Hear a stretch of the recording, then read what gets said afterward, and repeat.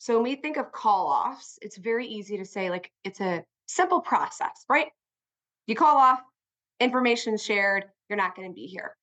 But it's not that easy. And it's not that easy because, at least in my experience alone, when you're calling off, it's typically correlated to a not so happy reason, right?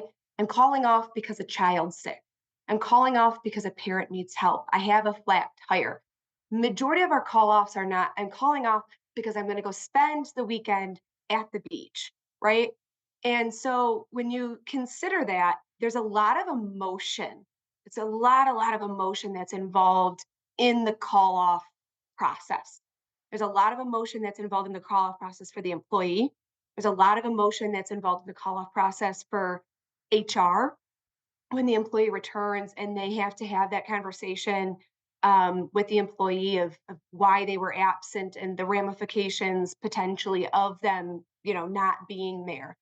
And then HR has a tendency to take a brunt of that emotion, right? Because they're at the first line of it.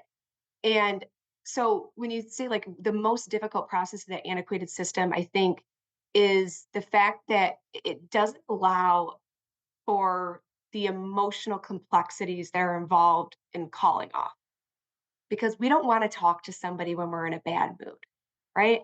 I don't want to tell somebody, like, my parent just died.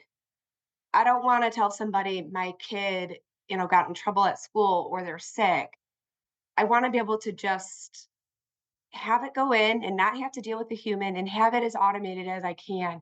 And then on the reverse side, for HR, it was very challenging when they would have to transcribe, right? And so for them, the frustration is the transcribing. So you're now taking all of these call offs, and at some of our sites, I think across the board, we're right now experiencing somewhere between like 100 and 150 call offs a day, across primarily like 10 or 12 locations.